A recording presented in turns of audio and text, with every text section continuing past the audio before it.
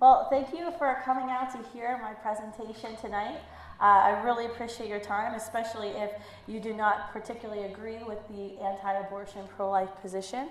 Thank you for making time to come in, and I'm looking forward to our Q&A discussion later. So I want to start kind of just by giving a disclaimer. I try to give this disclaimer when I speak on college campuses or really anywhere publicly. I think a lot of times when we talk about abortion, it can be really difficult to listen and to really have this discussion, because so many of us have probably had a personal experience with abortion at some time in our life. And so I want you to know just from the beginning, if you or if someone you know has had a personal story with abortion, has had an abortion, has been party to abortion, this presentation, this is what we do in the pro-life movement, doesn't make a judgment of them. It doesn't say that they are bad people because they've had an abortion or they've participated in an abortion. In fact, many of my very good friends who I serve with in the pro-life movement once participated in abortions, committed abortions, or had abortions. So before I go any further, I want to give you some resources that you can write down and you can share with your friends. If you know someone who's hurting from a past abortion decision, you can go to abortionchangesyou.com, or you could go to AaronAbortionRecovery.org to be linked with licensed counselors in the neighborhood, right here in the Cincinnati area, who can help you. If you or your friend are experiencing an unplanned crisis pregnancy, I encourage you to text Helpline to 313131, or just go to optionline.org, and you will find a list of all of the pregnancy centers and maternity homes that are right here, and you can look up them via zip code. You could also go to findahealthcenter.hrsa.gov. That's a government website where it has listings of all of the federally qualified health centers, the FQHCs, that you and I currently fund with our taxpayer dollars for free medical care near you. Now, I know in the past, some leaders in the pro-life movement have been weary, I guess you could say, of talking about making abortion illegal. And I think abortion advocates have rightly called out the pro-life movement for not speaking about this. I think sometimes when pro-life people are asked, well, you just want to make abortion illegal, I think people get nervous and they say, well, I don't know, or I'm not talking about that. I think as pro-lifers, we need to be very honest and open about what our objective is in the pro-life movement. And that's what I'll be with you tonight. I will tell you very openly, very honestly, that our objective in the pro-life movement is twofold. It is to make abortion illegal and unthinkable. It can't be one or the other. It has to be both things. And so I think we need to be very clear about what our intentions are in the pro-life movement. And that's why I'm coming to your campus to talk about this concept of making abortion illegal. I know it can sound scary, because for all of us who were born after January 1973, we've never lived in a nation without legal abortion. Abortion's always been legal in our country. But in reality, America without Roe really isn't that scary. And I'm going to show you that tonight, and I'm going to actually show you my vision and the pro-life movement's vision for what an America without Roe versus Wade looks like. And hopefully convince you that that day needs to come, and it needs to come really fast. And that hopefully, regardless of your views of abortion when you've entered tonight, you'll understand that we need to do a better job preparing our nation to be able to serve women and children in crisis, who are facing unplanned pregnancy, who have given birth and need help. So my story, a little bit about me. I'm blessed. I live a very blessed but an untraditional life, I guess you can say. I grew up not far from Cincinnati, or as my grandfather calls it, Cincinnati. That's how all the West Virginians refer to the city. I grew up in West Virginia in a blue-collar home. My dad worked at the coal power plant. My mom was a teacher. They both retired last year. I'm the first one to graduate with a college degree on my dad's side of the family. My father was raised in poverty by a mostly single mother. and still to this day tells some pretty heartbreaking stories about what it was like for him and his 3 siblings growing up, with his mom trying to keep food on the table and keep them mostly clothed. And so a lot of my life and how I was raised actually resulted from what my dad experienced growing up. My dad was determined that my sister and myself would have a different type of life, that we would live differently. And he was and remains a constant source of empowerment for me. He was my motivator in all of my academics, constantly challenging me to be the best, to do the best, not to expect anything for free, but to work harder than everybody else to earn it. And then ultimately, his ultimate goal was to get a job and make lots of money. I think he's still a little disappointed with my career path that I've chosen, but he's learned to, I think, accept it. But today, I think my dad did his job. I run an $8 million plus year organization. I launched it right after I turned 21. I'm married to my high school boyfriend, who's now my husband. We have 4 children, who you heard in the introduction, 2 of whom have cystic fibrosis. My husband was a school teacher, and he actually gave up his career about 5 years ago and is now a full-time stay-at-home dad who homeschools our children, ensuring that our children get every single breathing treatment, every single medicine, get the best care that they can possibly have. His sacrifice is what allows me to be here with you tonight, which allows me to travel. And so he's at home sacrificing so I can be here, out on my mission. And my dad always says, like, your job is crazy. And people say, how do you handle your job and all the travel you do? And I have a hard time, with that word job, honestly, because I don't really feel like I have a job. I have more of a mission, something that I was called to do. And this mission has taken me further than I could have ever envisioned for myself. I've appeared on every major TV news network there is. I have a lovely pimple from the Fox News makeup I had to wear all day yesterday because I went straight from DC to the university and didn't get a shower till midnight, and then by the time the stage makeup messed me all up. I have a team that's grown from 1 to 50.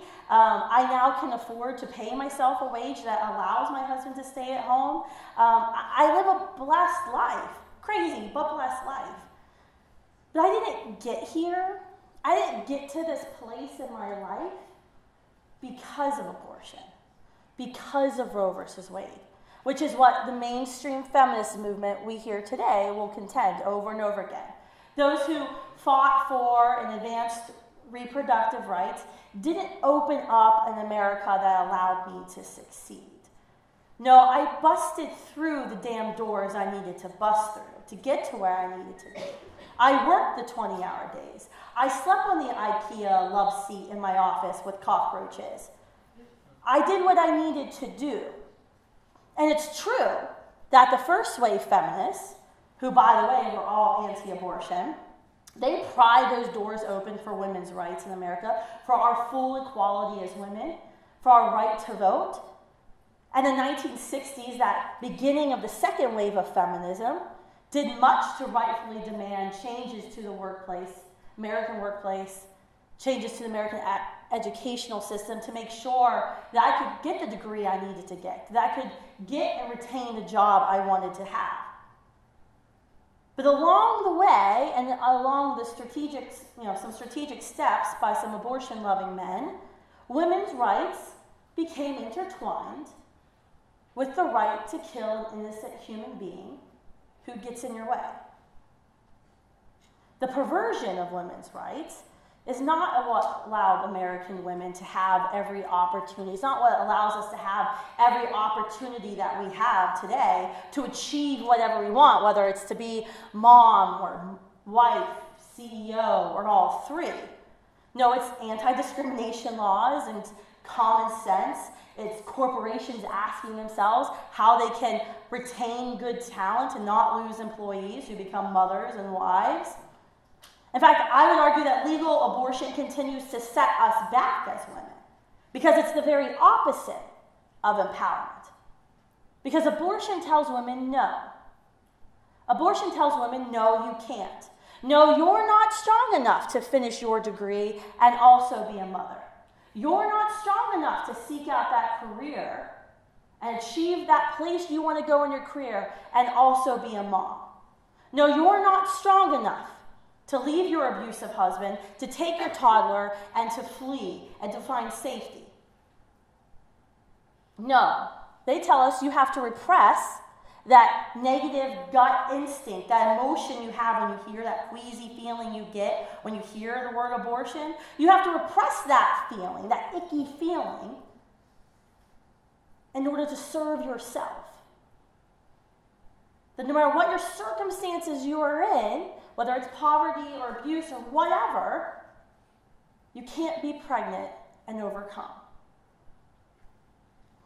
Now, for those of us who advocate against the violence of abortion, we envision and we fight for the creation of a different America, a peaceful America, an America where, once again, every woman, every person in the womb is no longer pitted against each other, because that's what Roe versus Wade did. It pitted mother against child.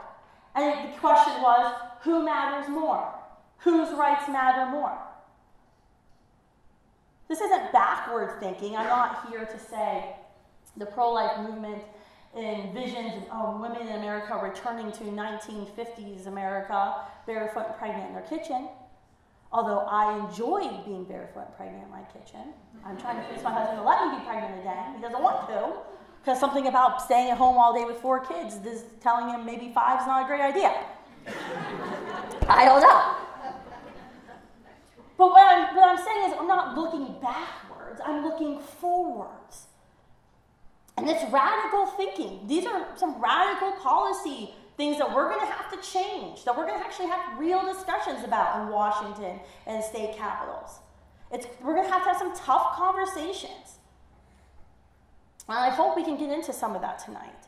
But before I get into that discussion of what can we do, how can we start to serve better, how we can prepare for America without Roe versus Wade, because by the way, it's coming. I mean, I get all Planned Parenthood and NARAL, Pro-Choice America's fundraising emails, and they know it's coming. That's why they're freaking out. They know it's coming. So we know it's happening, and we need to prepare, but I think the first thing we need to ask ourselves is, why should Roe go? What's so bad about Roe versus Wade? Well, first of all, just to educate you on what Roe versus Wade is, Roe versus Wade and its companion decision, Doe v. Bolton, were both handed down by the Supreme Court on January 22nd, 1973. 7 men handed down Roe versus Wade. I'm saying that because suddenly it always matters about gender. If there's like pro-life legislators, we always care about that. 7 men gave us Roe versus Wade and Doe versus Bolton. So January 1973, Roe and Doe come down. What does it do? It invalidates every state law, every state restriction against abortion, giving us the most extreme abortion laws in the world. US, China, North Korea, and Canada. That's who we're in bed with when we talk about our abortion laws in America. Because Roe and Doe said that abortion for any reason in all 9 months can be legal. That's what Roe did. So the first reason why Roe must go, I think it's very basic, and yes, you're at a pro-life talk, is because it kills an innocent human being. It enables an act of violence upon an innocent human person. Abortion is the greatest human rights injustice of our time. It's the #1 act of violence our generation faces.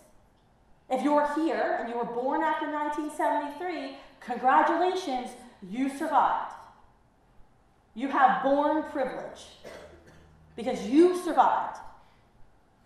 And regardless of how you feel about abortion, whether or not you think there's gray or whether or not you think it should be legal, you really can't deny what happens in abortion is an act of violence. Because in order to have A successful abortion, what do you need at the end of the abortion? A dead human person. A beating heart has to stop. An abortionist is only ever successful if he stops a human heartbeat. That's what happens in every single abortion in America. It doesn't matter the age of the baby, the gestation of the baby. Every single abortion ends the heartbeat of a living human being, a member of our species. And before we go any further, I brought some of my abortion tools, which, by the way, you try going through TSA with fetal models and abortion tools someday. This is how much I care about you, because I get run around. And I'm one of those, expert travelers. I hate to stop. I time how fast it takes me to get from curb to Starbucks, and I pride myself on my efficiency. Yeah, not when I travel like this. But I want to show you what happens in abortion. And I'm not going to show graphic images. There's no blood. If this makes you uncomfortable, you might want to reconsider your position on abortion, because in order to defend abortion, you have to be okay with this. Now, I'm not going to start with defining life. Biology textbooks say life is specifically distinguished by the capacity to grow, metabolize, respond to stimuli, adapt, and reproduce. That's a preborn baby, okay? We really shouldn't have to argue. We're in college level. We shouldn't have to talk about that. It's alive, it's growing, it's living. Sometimes people say it's not alive, it's not possible. You can't be dead and growing, but okay.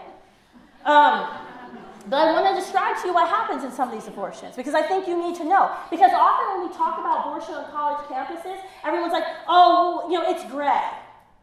It's a gray issue. There's a lot of different things.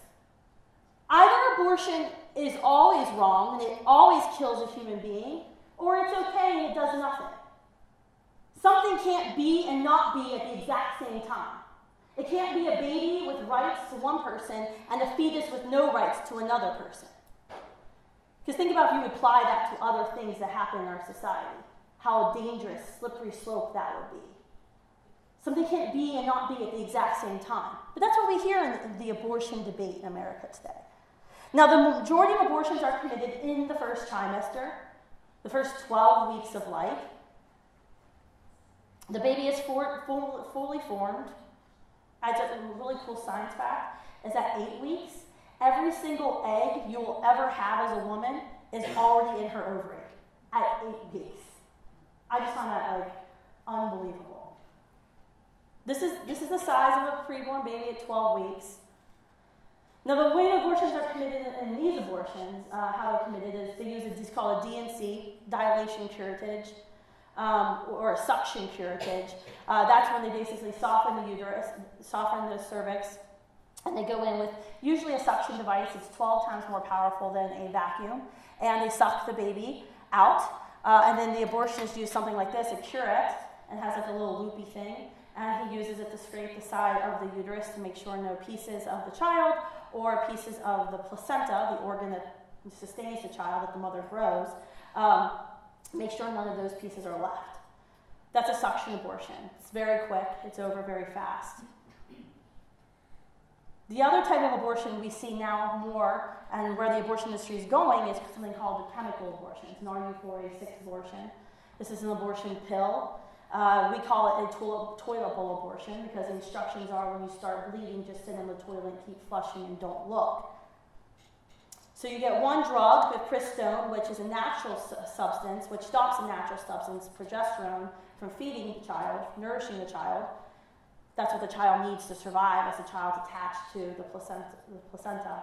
And then the second pill, mifepristone, actually induces an abortion, what's miscarriage-like contractions, and then expels the human being out of the woman. The state of California on Friday actually legalized and passed a law requiring every state university to dispense the abortion pill on campus, turning every health center into an abortion facility, despite the fact that there's an abortion facility 5 to 7 miles from every college campus.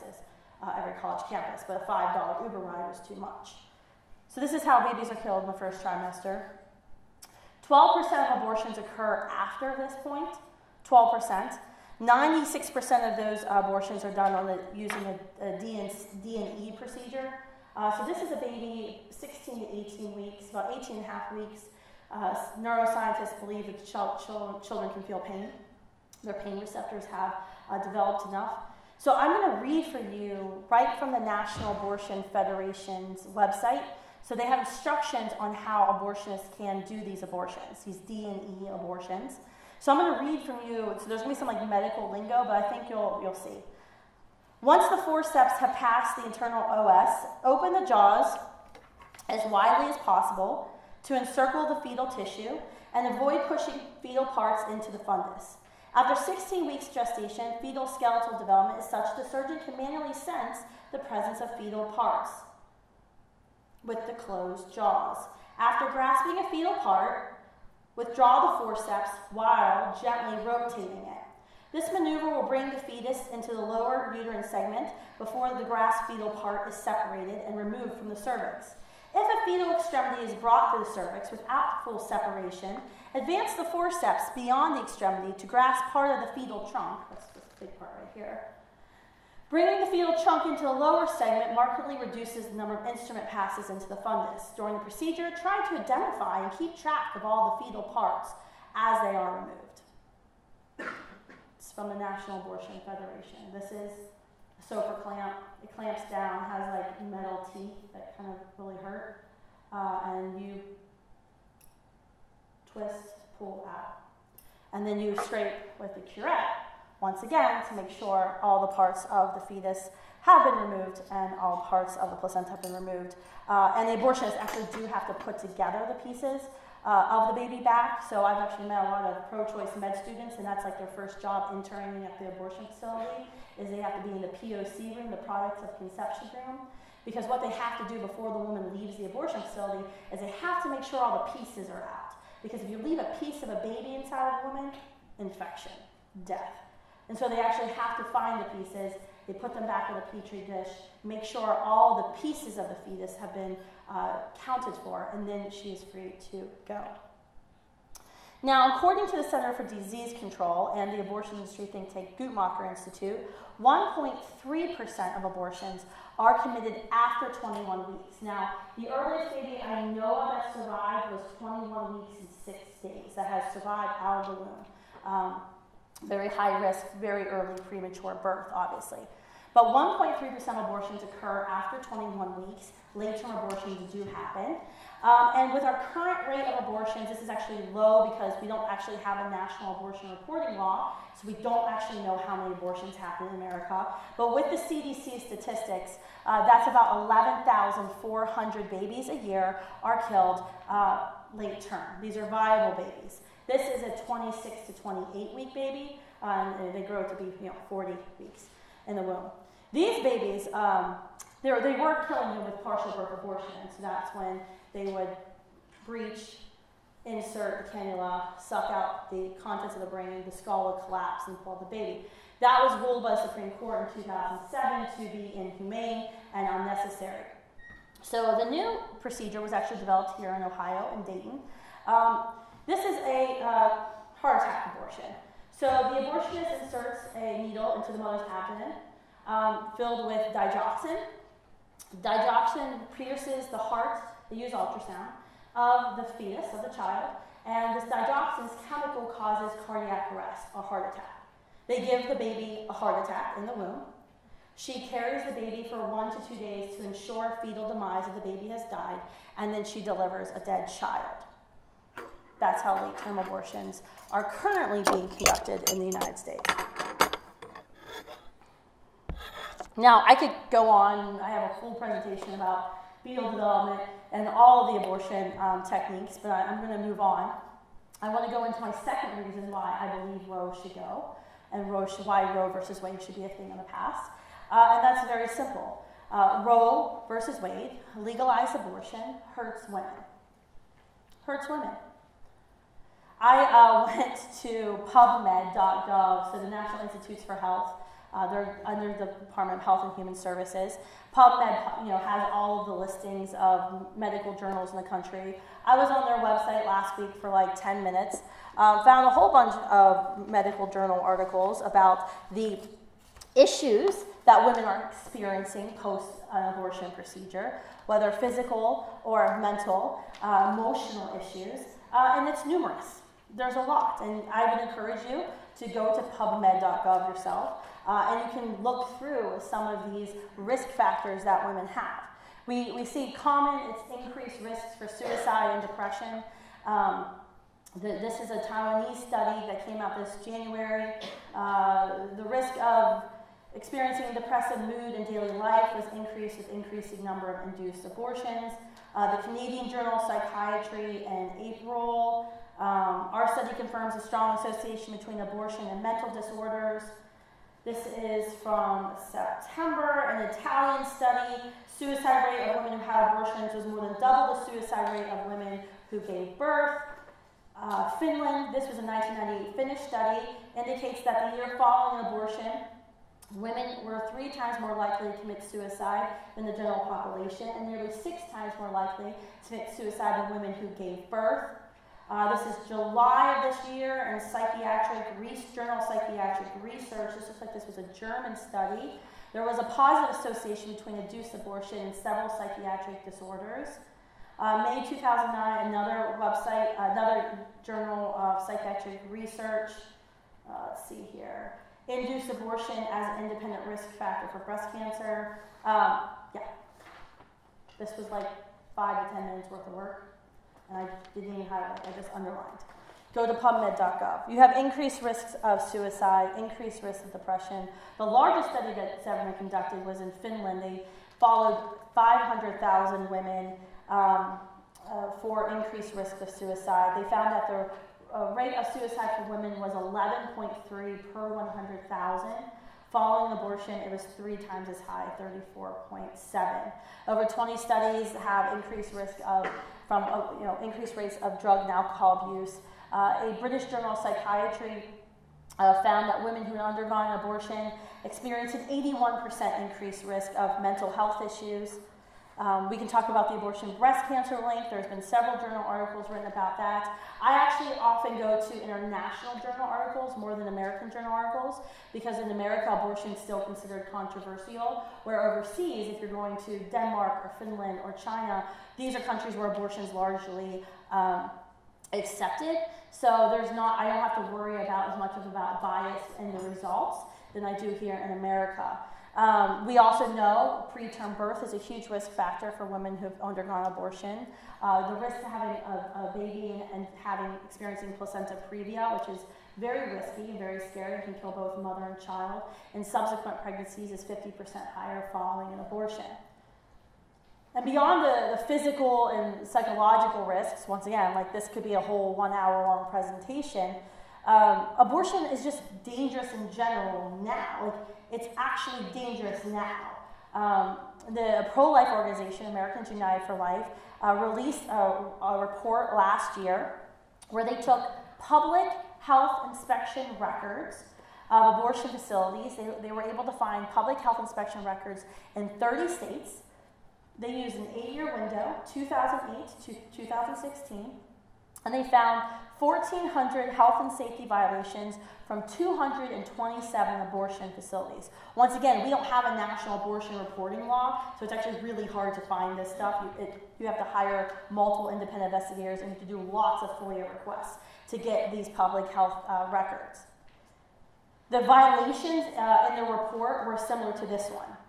In April 2016, a Virginia abortion facility ended up shutting down after investigators issued a 52-page deficiency report that included evidence that a staff member assisted in abortion after unclogging a toilet, but before changing scrubs or properly cleaning her hands. That an abortionist saved a blood-smeared surgical gown for future use rather than putting in the laundry, and that surgical equipment was smeared with foreign material and dried yellow splatter. They also reported they had found footage from 2015 where an Atlanta TV station privately went and reviewed all the inspection reports for all Georgia's licensed abortion facilities. The TV investigation uncovered multiple repeated health and safety violations, including unsterilized equipment, expired medications, a vent in a biohazard room, taped up with cardboard, stirrups and duct tape, and soiled linens in procedure rooms. The top 10 violations, these 1,400 violations that AUL found in that 8-year period, they were this. 1, failure to ensure a safe and sanitary environment. More than 130 abortion facilities in 22 states fail to follow established infection control protocols. 2, failure to accurately document patient records and keep patient medical information confidential. At least 100 abortion facilities in 17 states fail to appropriately annotate and handle patient medical records. 3, failure to ensure staff are properly trained from duties. 4, unlicensed, unqualified, untrained staff providing patient care. Expired medications and medical supplies.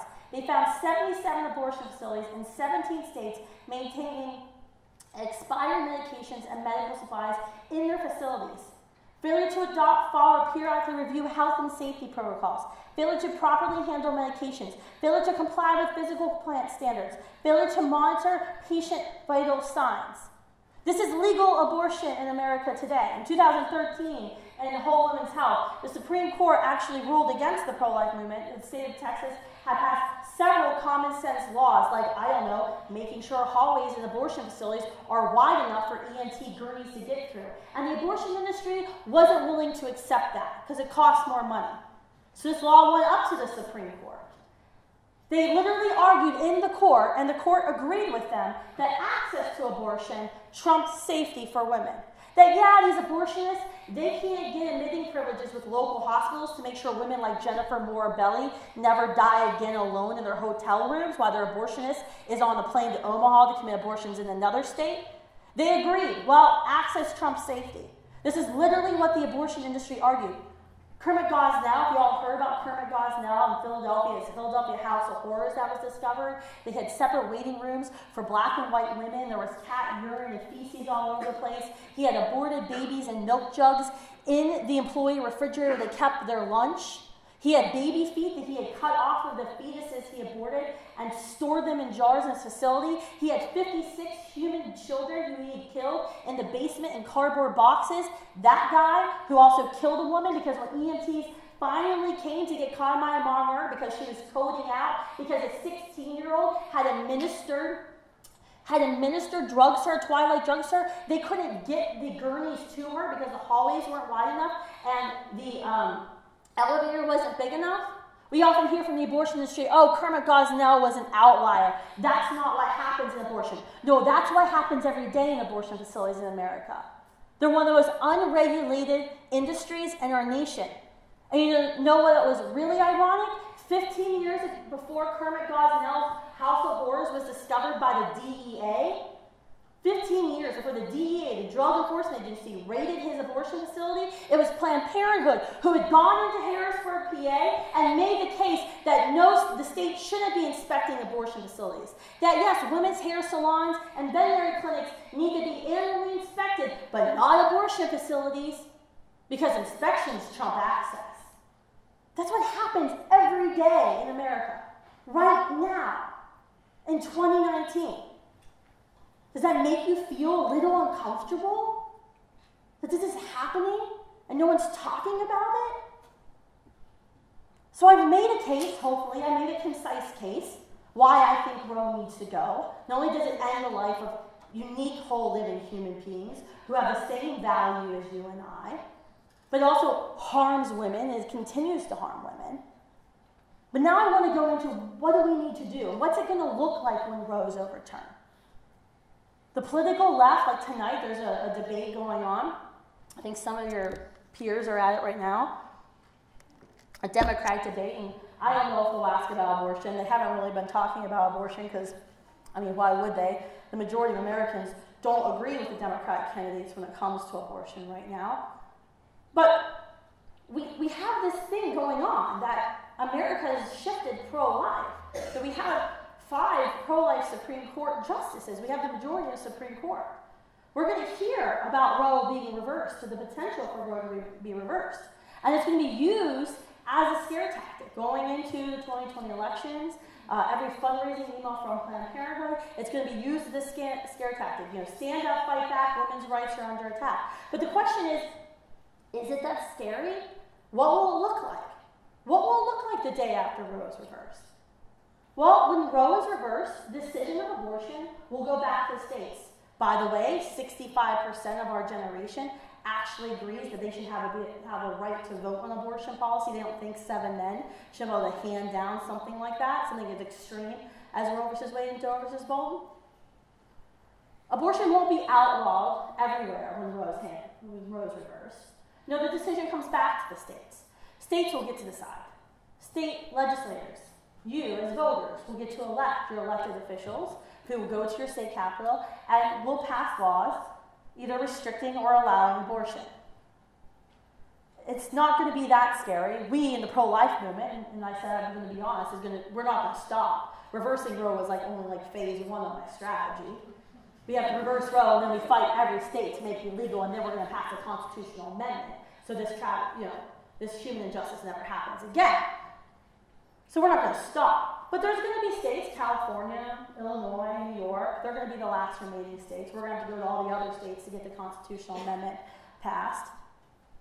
But the majority of states, it will still remain legal.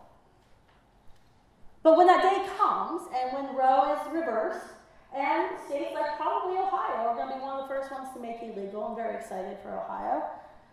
The argument we will hear, and the scare tactic we're going to hear now until next November, is women are going to die of back alley abortions, therefore we have to keep it legal. Right? Like that, I've heard that screamed at me for years. That's not actually what happened before Roe versus Wade, though. So Bernard Nathanson, the co-founder of NARAL, Pro-Choice America, at the time it was called the National Association for Appeal Abortion Laws. Bernard Nathanson, with Larry Lather, the biographer of Margaret Sanger, who Larry Lather was the ED of the Hugh Moore Fund, who believed there was going to be an impending population bomb in the 1970s and saw abortion as a way to limit this impending population bomb, which never came. Lather and Nathanson formed NARAL, Pro-Choice America.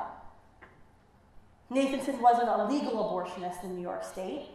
Lather and Nathanson went to Betty Friedan, who was the author of The Feminist Mystique, who's kind of credited for kicking off the second wave of feminism.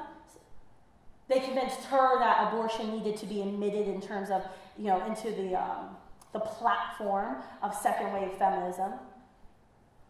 But even they admitted later in life that they lied, that the numbers of women who are dying from illegal abortions wasn't anywhere near the case. I always hear the thing thrown out at me, 10,000 women. It's not the case. Christopher Tietz, he was a statistician, a pro-abortion statistician, who was actually honored by Planned Parenthood in 1973.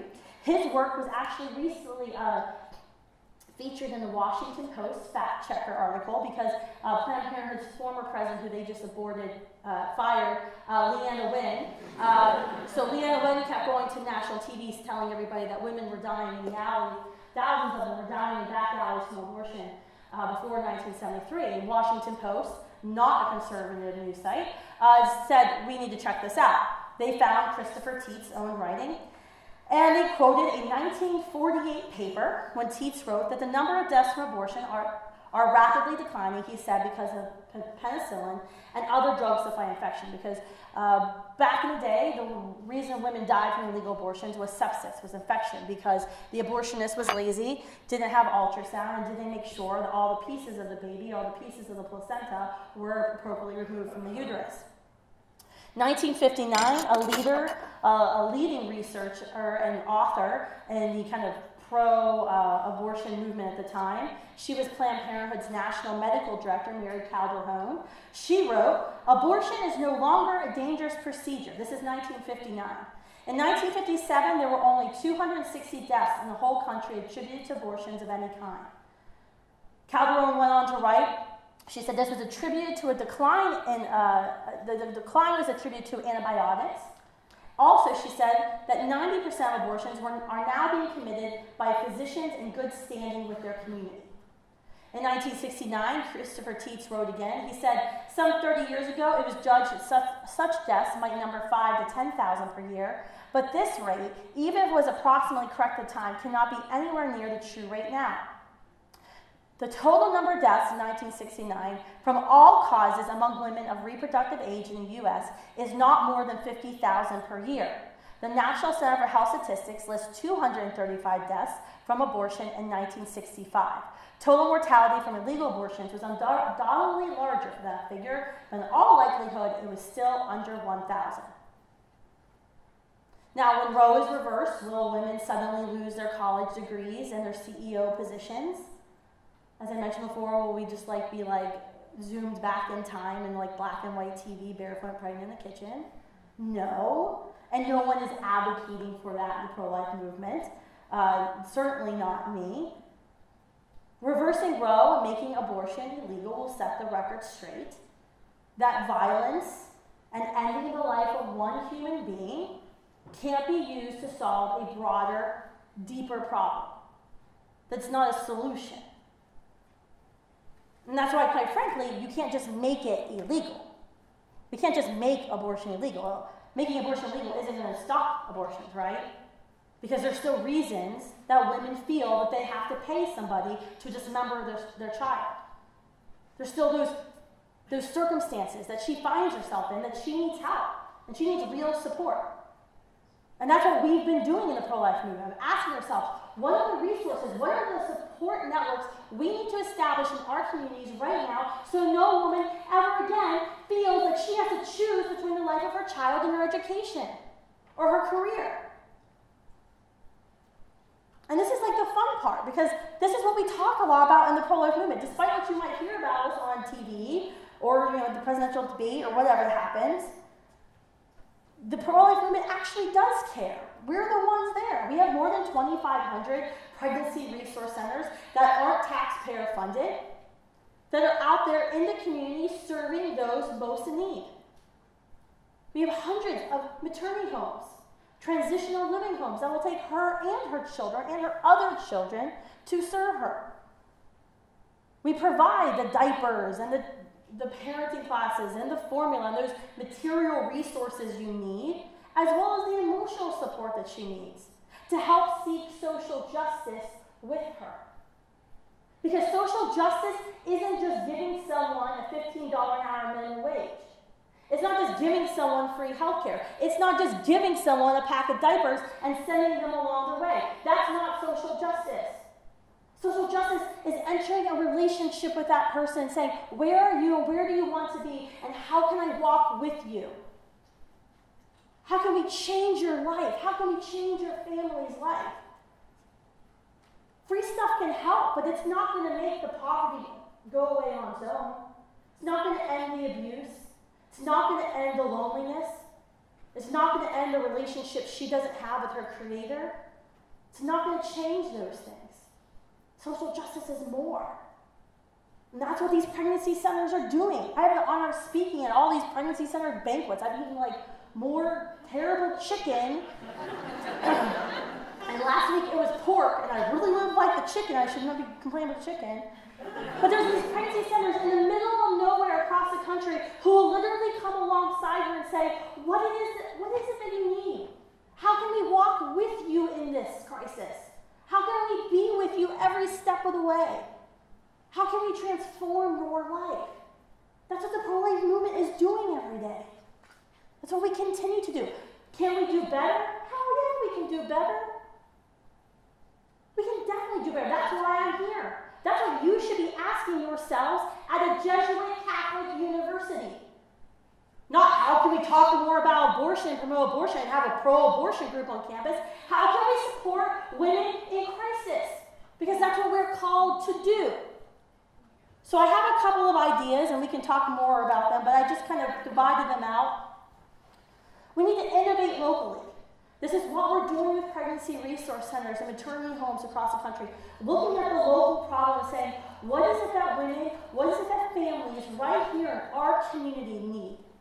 What is the gap we have to fill and provide? One of the things we need to do a better job is, there's all these pregnancy resource centers right here in Cincinnati, Northern Kentucky. They're right here. How many of you know about them? When you have a friend in crisis, do you know what number to call? We kind of suck in the pro-life movement at marketing. We're not real good marketers. We kind of all go do it on our own, and we're doing what God called us to do, is what I always hear. We gotta be smart. We need to do a better job of marketing our resources. I have a good friend of mine. She was the youngest serving state legislator here in Ohio. And she left politics. She loves her life now. And she had twins. But she left politics, and she's, one of her passion points has been, as a state legislator, she really dug into the foster care system in the state of Ohio. What's going on? Why is it taking so long? Which, by the way, with foster care, a lot of people think it's the end goal is adoption with an outside family. That's not the goal of foster care. It's to reunite children with their families. Often what we have to do, though, is we have to find other family members who are willing to take the children while mom and dad are getting the help that they need. But what she found in the state of Ohio, they're using an Excel sheet to try to track down numbers and keep everyone's names. And she was like, well, there's like this thing called technology, and like everyone's on social media, so can't we scan social media networks to try to find family members faster? That's like a very simple thing. Both political, left and right, should be down with that. Doesn't cost a lot of money. Fiscal conservatives shouldn't be upset about that. But everyone should be on that. Like, why can't we place these children with their families faster? What are the local innovations that we need? The other thing we can do is we can do a better job of promoting families. Abortion has harmed our society. Abortion, and I would say contraception, because it's taken sex out of procreation. I was on a college campus in Washington State at the May. It was my last speaking stop. And I said, a natural consequence of two heterosexuals having sex is the creation of a new human being. And it was like it was new information I was presenting. You laugh, but it was like a pin would drop in the room. And this was like everybody was protesting me in that room. So there were like 300 of them. When you have sex with somebody of the opposite sex, you can create another human being. But we've changed that. Abortion separated that. Contraception separated that. Now you can have sex for whatever reason you want. No questions asked. But we need to promote families. The best way to ensure that your child is going to thrive, that's going to stay out of gangs, that's not going to suffer from depression, won't suffer from incarceration at a young age, is to get married to the person you had sex with to create that child, and to stay married. Children who are born into families with one parent are 5 times more likely to live in poverty his or her whole life. 5 times more likely. A child born to a mother who's living in poverty is 7 times more likely to live in poverty his or her whole life. If we want to stop poverty, if we want to transform families, we have to promote mom and dad at home. We have to help her. We have to make sure she gets the college degree she needs. We need to make sure she gets the job she needs, so when her child is born, her child won't be born into poverty. Because it's going to make it that much harder for her child to escape the cycle. My dad escaped the cycle of poverty. But it wasn't easy. And he was the only one in his family. We had a 25% chance of his family. We have to promote families. The best way to stay out of poverty, the Brookings Research Institute, not a conservative organization by any means, so that if you finish high school, get a full-time job, and wait to 21 to get married and have children, people who do those 3 simple things, 75% of them will join the middle class. Less than 2% will live under the federal poverty line. We need to promote families and good decisions. That's what our pregnancy resource centers do. They're saying, how can we help you get your GED? How can we help you get that community college degree you need so you can get a job as fast as possible and start making money for you and your child? And it's not always possible to marry your child's father, but we should try. We should promote families. And if you're having sex with somebody, maybe you should ask yourself, do I want to parent somebody with this person for 18 years? Because when you have sex with somebody, that's a logical consequence that may come out of that, of raising somebody for 18 years and being responsible for them. It might be funny, but it's true. Improving options in education. What can we do to improve our educational institutions? CNBC just 2 weeks ago said that every 1 out of 5 college students is a parent. What are the resources that Xavier University is promoting for pregnant parent students?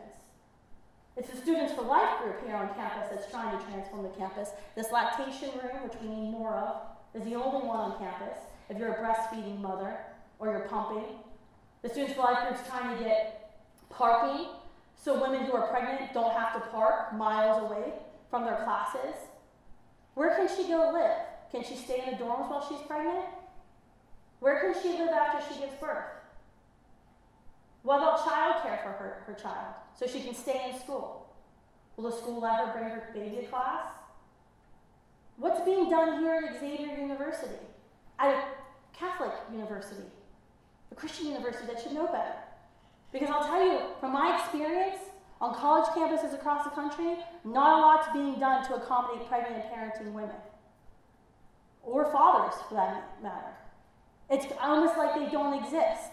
We have Title IX rights in our country, yet no one really knows what Title IX is when it comes to pregnancy and parenting support. Everyone gets handed condoms the first week of school, but no one gets a bill of rights to say, if you get pregnant, here's where you can go. Here's who will support you on our campus. It was Fordham, another Catholic school, that inspired me, Fordham and actually Liberty University, where I was at last night, a Baptist school, that inspired me to start our Pregnant on Campus program at Students for Life. We founded it in 2011. The entire goal of Pregnant on Campus is to provide tangible support solutions on college campuses so no woman ever feels like she has to choose between her education and her child. What can we transform on college campuses? It was 2 Christian universities that inspired me to create this. Because we had stories coming out of girls wearing Liberty University sweatshirts going to the Roanoke Planned Parenthood for abortions. We had a young girl at Fordham who became pregnant and was told by the campus administration, well, you can get an abortion for $400, but if you choose to remain here on campus, you can't live in the dorms anymore. When she moved off campus, and she went back and said, well, can I get my $10,000 a year scholarship for housing applied to the apartment I just had to buy for myself? They said, no, you chose to move off campus. These are Christian universities. It's the pro-life movement that's trying to change this, but there's more we can do. There's a lot more we can do that we have to do to transform our campuses. Because going back to that stat, if we can make sure her child isn't born in poverty, it's going to make sure she doesn't live in poverty. Make sure her child's not raised in poverty. It's going to stop the cycle. But she's got to stay in school. So we have to transform what our college campuses, how we think about this, how we find solutions. Right now we're doing a research project in Chicago, and we're rating every university, public and private, Christian, secular, and how they support pregnant and parenting women. Guess what? The Christian schools are getting their butts kicked from the public schools. That should not be the case. But I know it's weird. Christian schools are always like, oh, we don't want to talk about that issue. We had a young girl, Maddie, who was actually told she wasn't allowed to graduate her Christian high school in Maryland because she became pregnant. It was the pro-life movement who stood beside her, who we ended up, after calling the New York Times and making it a national story, because of course the New York Times was more than glad to give a full cover page criticizing a Christian school. And I didn't go to the Christian school. I went to them as a Christian and said, I'm going to you privately to resolve this matter. I'd like you to consider allowing Maddie to graduate, walking in graduation. And then the principal was like, well, look here, Missy. Usually when someone starts a conversation like that, it doesn't end well with me. So I said, okay, sir, we're going public on Monday. And we did. And we tried to pressure the school. I had no legal recourse because it was a private school. But we made the school pretty miserable. The guy lost his job. The school lost half of the students. And the other Christian schools in Hagerstown, Maryland, loved me because all the kids went to their schools. But Maddie had a graduation. It was pro-lifers who gave $20,000 for her scholarship fund so she can go to college. She can get her degree. Her son is being raised in a wonderful home. But what can we do? What else can we do? We always hear the word school choice. Always comes up, oh, school choice. School choice could be a pretty good thing if you're a pregnant high school student, being able to go on homebound be able to finish your high school education remotely? What are the choices that women have? Currently, 40% of pregnant students will finish high school. That means 60% of pregnant women don't finish high school. That cannot be the case. This is the United States of America, 2019. Everyone should be able to finish high school. Everyone should be able to finish high school and have that opportunity. We can do other things. And I know I can get in the weeds, like reducing excessive occupational licensing. That sounds like a big word.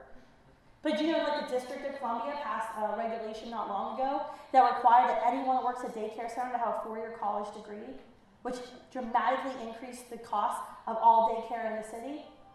Why would they do that? I know a lot of people who don't have 4-year college degrees who I would trust with my children. You don't have to have a 4-year college degree. I mean, I know we like to think we're really special because we go to colleges and pay a lot of money for a 4-year degree. But like, you don't have to have a 4-year degree to watch children, to be a responsible human being. Adoption, you want to talk about adoption? The UN Treaty of the Child wrecked international adoption. Overnight, it stalled international adoption throughout the world because the UN Treaty of the Child, which we ratified, said it's better for a child to live in the country they were born in. So what are countries like Ecuador and other places doing? Just building big orphanages so none of the children can be adopted out. It's made international adoption a nightmare. That's crazy. Helping women in the workplace succeed. This May, Students for Life, our organization, we hosted the first National Pro-Life Lobby Day on paid family leave. I'm very proud of it. No other pro-life organization's done it. But the point was, look, we have to have a paid family leave policy in the United States. Women who are working paycheck to paycheck have to be able to take time with their children. It's the best for her, so she can heal from delivery. You know, birthing another human being is kind of a complex process. It's also the best for her child, for a child to have a good head start in life. And there's left and right. There's political left and political right of how to do it. I have an opinion on how it should be done.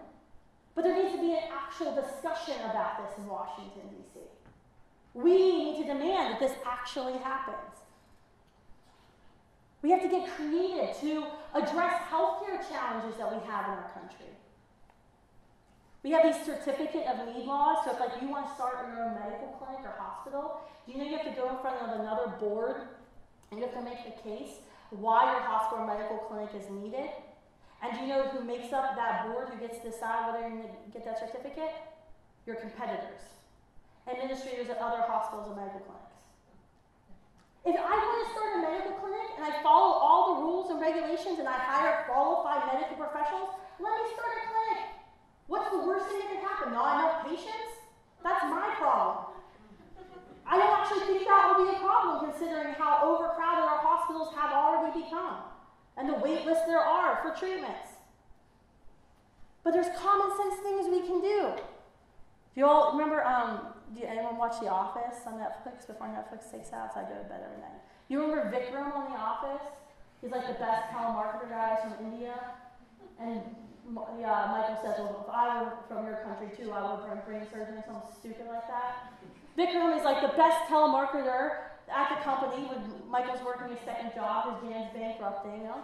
Vikram is a freaking surgeon working in a telemarketing company. You know why he's doing that? Because majority of immigrants, legal immigrants to America who have medical degrees can't get jobs in the medical field. We've made it too complex, too burdensome. Can't we change that? Can't we say, well, you have a medical degree. Let's put you in a fast-paced residency program. Maybe, yes, there's different laws and regulations here than other countries, but we need to encourage those people not to work at the telemarketing agency and to work in the hospitals. I mean, this is like common sense stuff. This is common sense. And I just like off the top of my head, like I have a whole list. Like I could have just gone through pages and pages. These are just things that we can start discussing, having that real discussion of when Roe versus Wade, when Doe v. Bolton are reversed, when the decision comes back to states, when abortion starts being made illegal state by state by state by yours truly and the entire pro-life generation, how are we going to serve her? How are we going to transform our country to not only make it illegal, abortion illegal, but also make it unthinkable? When we tweet about ending painful late-term abortions and we get those responses, well, you don't care about women after the baby's been born. Well, if you really cared about human life, that's just crazy. I hear that all the time. I hope tonight you've seen that I actually do care, that the pro-life movement is actually putting their money where their mouth is actually serving. We are out there serving. We're out there doing the hard work.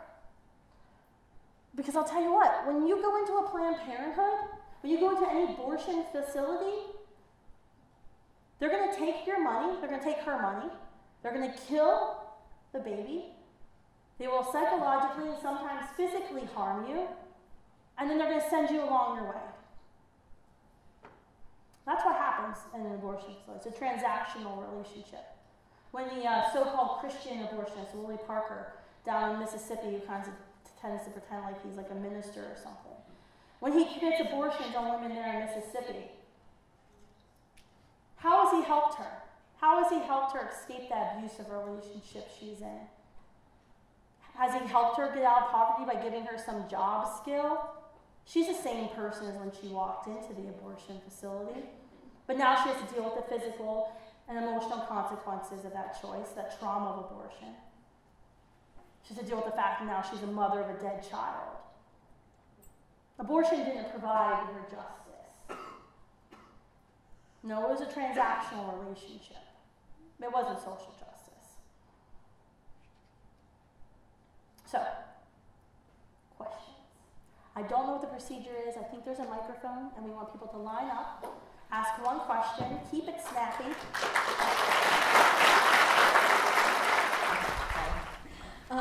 Okay, so if a fetus is a full person with rights, what do you think about the fact that making abortion illegal would give that particular person unprecedented rights?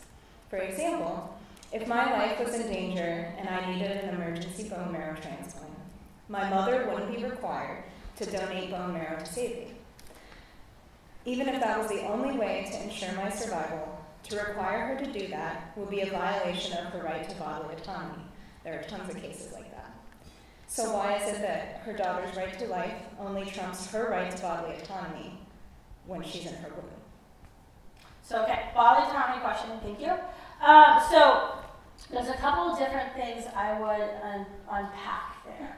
I think when you're talking about bodily autonomy, you have to ask the question of whose body is it? Because if it's my body, my choice, that's not really what happens in abortion. Because if it's your body, your choice, that would mean you would die from the abortion. It's your baby that dies, another body, another human person that dies during an abortion. So I think when you're talking about bodily autonomy, you're talking about what about a woman who's pregnant?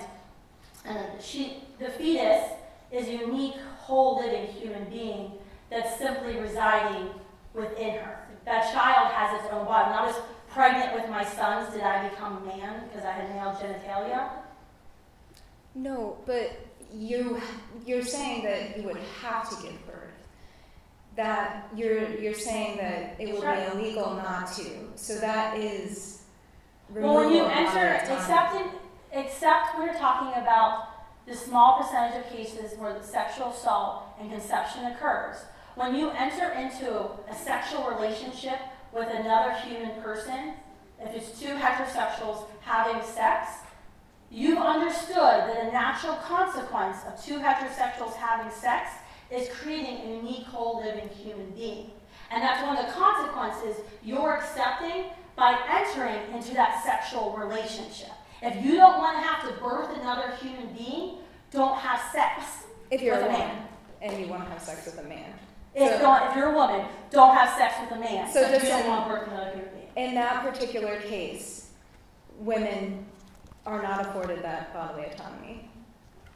So only just pregnant women are the only ones who give up bodily autonomy when they choose to have sex with a man.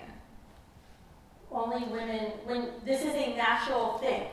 So when man and woman have sex, they can create a unique, whole, living human being. Conception. And so when you have sex with a man and you're a woman, you're agreeing that that could actually happen. That could be a consequence of that. And that's how it's been since forever, since the beginning of time, because that's how God created us, male and female, and that's how we reproduce other human beings. Oh, that's a lot to get into.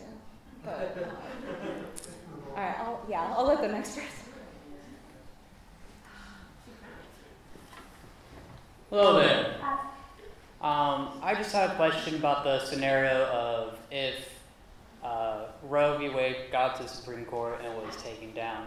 Now, I'm not sure how likely that is because we have more right-leaning court now, but it'd be a lot more likely if a certain person who rhymes with tooth ends up retiring. If that does happen, though, what do you think would be some of the states? You mentioned maybe Ohio. What do you think would be some of the other states that would be the first to take advantage of this and actually illegalize it? I don't have the list in front of me. And to pull it from it, we've kind of tiered out the states in 1, 2, and 3. So we know, and the pro-abortion movement's done the same. I have the Center for Reproductive Rights poster in my office, and they have like red, yellow, green, and they have the same analysis. So we know there's going to be these tier 1 states that immediately move based on their state legislative makeup to make abortion illegal. So you're looking at a lot of the South, so Alabama, Georgia, Ohio, Missouri, a lot of Midwest, North Dakota, South Dakota. There'll be a movement in Iowa. Texas will work for it, Oklahoma, Nebraska. So states like that are going to be those first states that will strip any protections for legal abortion. And then you'll have tier 2 states, will be the states that you'll find me in. Those are the states where it's going to be a winnable fight, but it's going to be a fight. We're going to have to win state legislative races and all kinds of things like that, governor races. So local politics matters. Okay, one more question. So as far as activism goes, you got to be getting legislators in. Are you doing something similar to what groups like Young Americans for Liberty are going to be doing? Yeah, so we, Students for Life of America, we actually have our own C4 organization we launched this year called Students for Life Action. Same acronym, very helpful, also very confusing. And so that's really our job. We don't really spend, I'm in DC a lot doing media, but we don't actually spend most of our time on Capitol Hill because that's usually a mess. We're spending in state houses. So right now in Virginia, for example, we're the ones door knocking, making phone calls, sending personal text messages because there's a legislative fight in Virginia. There was a bill introduced last January in Virginia by Delegate Kathy Tram, which would strip all restrictions of abortion away. So she even admitted that it would allow abortion up until the moment of birth. So we're just telling everybody to say about Kathy Tram's plan. And Planned Parenthood and George Soros have been working together, and they got hundreds of thousands of dollars they're putting in the state to take over that state house. So that's where I'm focusing our time. We have over 1,200 groups in college campuses and high school campuses across the country. So we're working on getting this generation, those who are most affected by abortion, targeted by the abortion industry, out to the streets and start spreading the word. Fantastic. Keep up the good work. Thanks.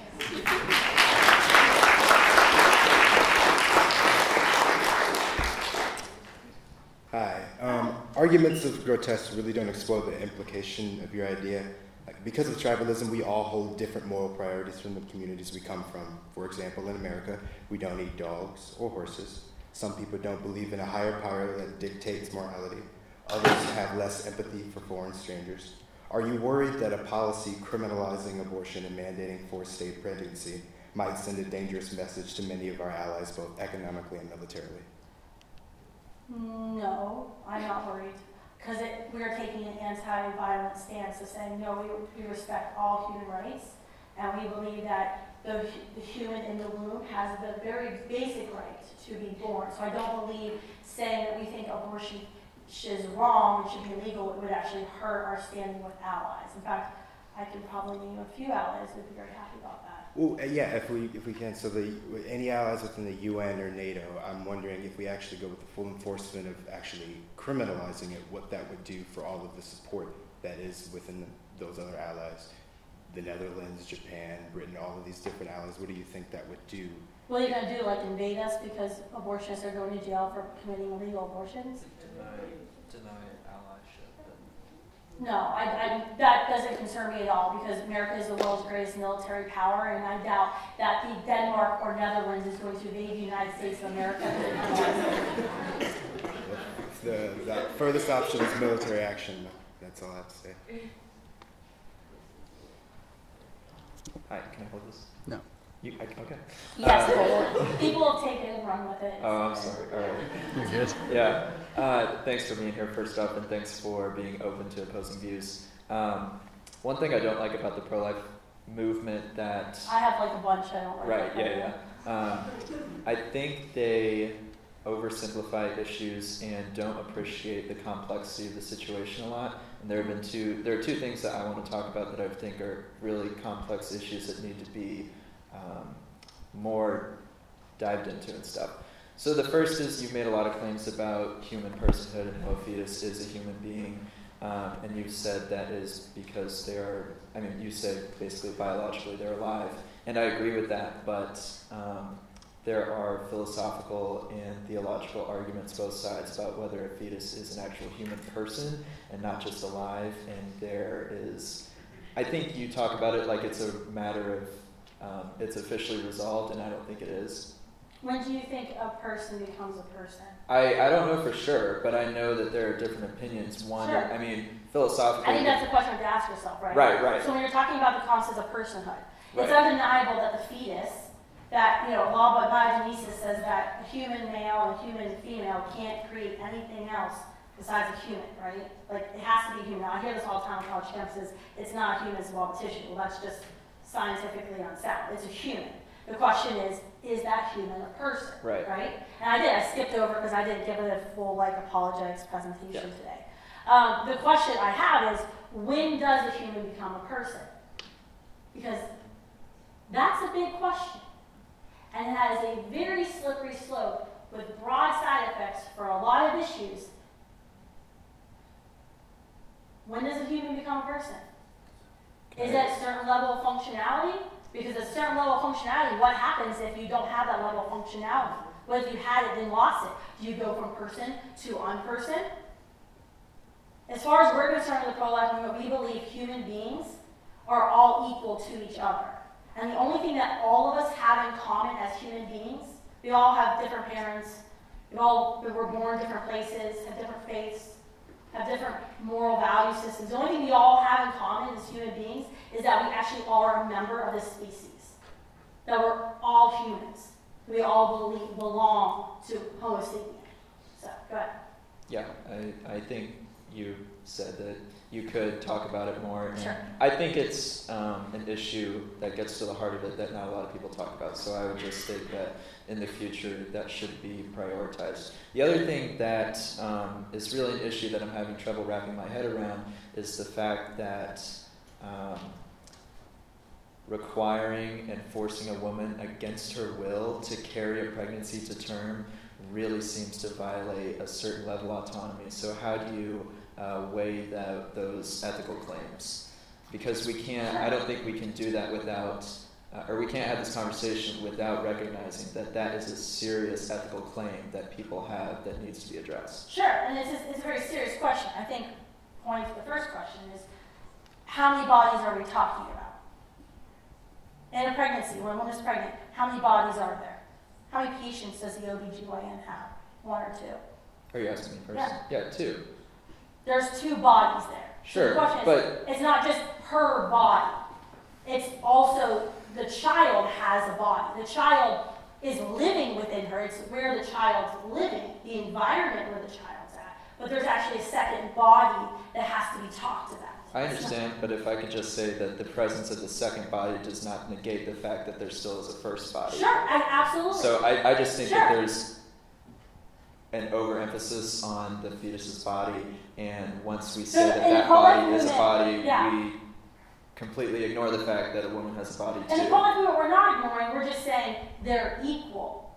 We're not saying one is greater than the other because we believe all human beings are equal. In the pro-abortion movement, they say it's woman's body, fetus body. Unless except you want the fetus, then the body, then the rights of that body, that person are elevated. In the pro-life movement, we're saying they're both equal. And except if you're talking about issues of sexual assault, when women become pregnant because of sexual assault, you have to understand, when you enter into a sexual relationship, as male and female, you enter into a sexual relationship, you can create, you're consenting. You are consenting to become pregnant and carry another human being, because that's a logical consequence of having sex with somebody from a different sex. Does that make sense? Mm-hmm. Like if you don't want to have, if you don't want to have a child with somebody, don't have sex with that person. But see, that's why I alluded to this earlier in the speech of we separated out sex and procreation. Birth control says, oh, you don't have to procreate to have as much sex as you want. Well, that's actually not the case, because guess what? Condoms have an 18% annual failure rate. The birth control pill has a 9% annual failure rate. So even if you are using protection, whatever your view on contraception is, you're accepting a certain level of risk when you have sex with another human being. And if it's two heterosexuals having sex, part of that risk is creating a new human life. And you had that choice before you had sex. So just to clarify, do you think that forcing a woman to carry a pregnancy to term is kind of a lesser evil that we just have to accept, or is it actually in good moral standing to force a woman to carry a pregnancy to term? We're not forcing, the pro-life movement isn't forcing women to carry a child to term. When she entered into a sexual relationship with a man, she consented that could be a possibility. I see. So you're saying that you're not forcing it, but her action is forcing her own decision. Yes, that's it. Okay. Every decision you make in life has consequences. Sex has interesting consequences. Some come with 18-year-long financial and emotional commitments. Some are just inconvenient rashes that you have to go and get taken care of. Some of those consequences can be deadly. But every decision you make, every action you take always has consequences. And that's part of being an adult. When you enter into a sexual relationship with another human being, and they're of an opposite sex, procreation can occur. And you're consenting that you may create another human being. Thank you. Hi, Kristan. I've really enjoyed being here tonight. So I just wanted to know your thoughts, because we talk about, seeing all I was curious how many men were going to show up. So that tells me they do care about this situation of being pregnant or abortion or whatever.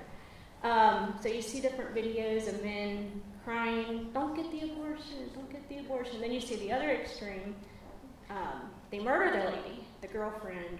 The most dangerous time in a woman's life, the highest likelihood for you to be murdered as a woman is when you're pregnant. That's like statistical fact. You can laugh, but it's true. Go ahead. No, you're fine. And the other day, I saw Dave Chappelle, a clip on YouTube. He was like, her body, her choice, my money, my choice. Yeah. So how is all this changed, like what's trying to be changed in Washington?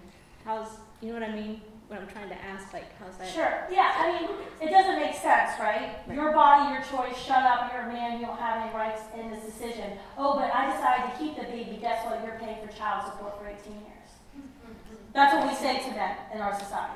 Oh, except if you're pro-choice, then you're allowed to have an opinion. If you're pro-choice, you're a man, that's stupid. First of all, arguments don't have gender.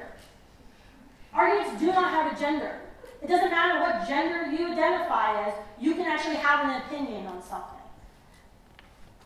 Simply because you don't have a uterus doesn't mean you have an opinion. My mother doesn't have a uterus. Guess what? She can still have an opinion on abortion. Right? It doesn't matter. Everyone can have an opinion. I really dislike the argument that men shouldn't have an opinion on abortion, because every pregnancy in the history of forever took a man. I mean, I know they're trying to figure out how to eliminate men completely out of the equation, but men were half of the equation, right? Half of the chromosomes. And I think that gets to that. Men should be able to speak out. and talk about this just like women. And the pro-life movement, we're largely female. I actually have a problem in our Students for Life groups because we have too many women. We don't have enough men to carry our stuff. But yeah, it's a huge problem. And why is it? Because young men on campus who might, be pro-life are kind of like, I don't want to join your group because I'm a man. I'm like, no, you can join. You can have an opinion. Of course you can have an opinion. That goes back to your goal of promoting family, I think, too. Yes. So, thank you. Thanks, too. Hi. Hi. I think that the legislature that you're trying to pass puts you down a very weird rabbit hole, and I don't understand. There's a lot of things I don't understand. So, first thing, what is the citizenship of unborn fetuses conceived in the United States? It's the same as children who are born prematurely in the United States or who are birthed in hospitals. So if I were to become pregnant right now on U.S. soil, I would be pregnant with a U.S. citizen. Well, no, not right now with our laws, because right now your child is in Okay, no, I'm talking about your tissue. post-Roe versus Wade world. That child would be a U.S. citizen. Mm-hmm. I am not a U.S. citizen. Mm-hmm. So if I were to go back to my country, where it is legal for me to do what I want to do with my body, would that be illegal to the U.S.? Is that an offense to the U.S. because I would be killing a U.S. citizen? That's a very good question. This is your rabbit hole. Mm-hmm. And then, because I'm assuming that you're one of the Republicans who are against illegal immigration, Mexicans, crazy, whatever, you cannot, if I were a Mexican woman that you want to deport, and I say I am pregnant with a U.S. citizen, what are you going to do? You cannot deport Mexican women after that. This is the rabbit hole that you're going to create. Sure. And I think by the end of what I'm saying, you're going to reply with, I don't know. That's what it's going to be. No, I actually think this is actually a really good conversation. That's why I'm here. Because this is a These are conversation. things that you do not consider. Well, this is a conversation we need to have. And I'm actually excited that we're actually having this conversation. This is a good conversation to have. Well, I'm glad So you're what excited. happens to an illegal immigrant woman who comes from Mexico or Central America or whatever, becomes impregnated in the United States, and now she's carrying a child? Should she be deported? I would say no. Okay. That's super Okay, simple. so I am from a country where a lot of Americans, vacation. And if I were to have sex with an American man and I were to become pregnant with an American child, because you know that any American person's, any child that they have is a U.S. citizen, could I deport that child conceived in my country under the laws in my country where I am allowed to deport children? You're going to deport your own child? I mean, where I am allowed to have an abortion in my own country. I mean, okay, so I don't know. You're saying you get pregnant in your country? My country, where an American man came to my country. Sure. Yes, and we had sex, and I conceived a U.S. citizen. A U.S. citizen? I don't know. I mean, maybe You don't know. Okay, yeah, maybe I said it. You were going to say I don't know. I'm not an international lawyer, so it'd be the These are question things is that how you need to do it? consider before you put up crap like this. You cannot Well, this is start the talking discussion about. we need to You have. cannot talk about wanting to make things illegal without considering the things You're that right. happen. We should just keep on killing the babies left and right and never have a discussion about this ever. Is that what you want No, to say? we should read books. We should study things, we should research And that's things why we're having before we this get up on discussion. stages of universities and act like fools. Look at the thing that you have there. What? You're acting like a fool. You do not know what you. What does abortion do? What does abortion Are you do? man? kidding me, bro? It is an exercise of my right to do what I want to do with What my happens to body. abortion? What God happens to gave abortion? you one womb. Well, I don't know how many wombs God gave you, but He didn't give you mine. So you can leave mine alone. That is all I'm What trying to happens say to you. an abortion? Listen, I'm telling you, anytime I'm pregnant, I will have an abortion. I don't know about you. Because as you know as well, Xavier University should be really proud of this. Women used to use hangers to your laws are not going to I make disputed that already. your laws are not going to make abortion impossible. Your laws are making abortion inaccessible. And people That's why we will fight still to have make it illegal and unthinkable. That's why I said at the beginning of my presentation, our goal in the pro-life movement is twofold. But I'm asking you a question. What happens in an abortion? I get to choose what is mine and If what is there's not nothing mine. wrong with what happens in abortion, then tell me what happens in abortion. If it's so good, tell me what happens in abortion. A fetus, a clump of cells that I did not ask to be here, they can go. If that person... I'm a clump of cells, can you abort me? I would, because I don't know what you're up there doing today. I don't know what you're up there doing today. You need to sit down with a book, and you need to sit down. I don't know if you need to enroll at the university. Explain to me and what happens in abortion. So a clump of cells... You know, and you do not know what happens when you make laws like this. You do not understand what your Roe versus Wade world would look like. And you think it's funny. That's the same thing I said to you outside. You think this is funny? You no, I think this is an important discussion to have, man. We don't have this discussion. This is an important half the people in this room are on student loans. And you want them to have children? You know how much children cost? You're privileged as hell.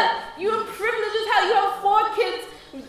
They have medical issues. I cannot afford a medical bill, $1,000 medical bill, as such that half of these children in here cannot afford. And you're making these laws because you can afford a $1,000 bill. What happens in Can you afford a $1,000 medical bill right now? Yes, you can, but half the people in this room can't afford it. And then you stand up there talking about, oh, let's give women what they need. Women do not need.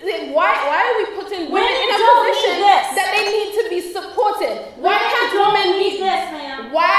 women be independent on their own? Why can't women just live in a world where they can make their own decisions on their own bodies and their own time? I do not need you to help me. I do not need you to give me anything. Like, let me do what I want to with my body. But it's not just your body when we talk about abortion. You're a We're talking about that's the way it is, and I don't. At the beginning of it, I said you were going to say the words "I don't know" before I was done, and you did. You do not know what you're up here doing, so please go and read a book. So I'm ill-educated. I'm privileged. What else did you call me? You want doing other things at me about? Nobody's doing a damn thing. This is exactly why we're here. Because we need to be able to have this discussion. That's an important question. What happens? What does the citizen say? Man, you're done. I told you this already. Don't look at me, girl. Yes, because we come here so we do want to help. We get it. But this is an important discussion to have. What is the legal status of a fetus, of a child who's conceived by 2 Americans internationally? I don't know how we're going to talk about it. That's going to be a hard discussion to have. And we're going to have to figure it out. Maybe citizenship only gets applied in the country of your birth. But this is an important discussion to have. But we don't even have these discussions in America today because we say, just have the abortion because it's my body, my damn choice. But guess what? It's not your body. There's another human being that we're talking about. And in the pro-life movement, we say both her body and the child's body have equal value because they're both human persons.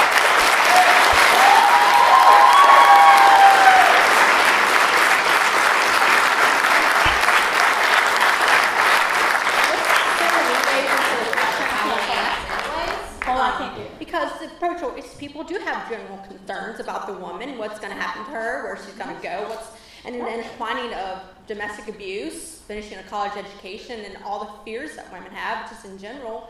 Is a pro-life really prepared for the logistics and the financial concerns of our American people?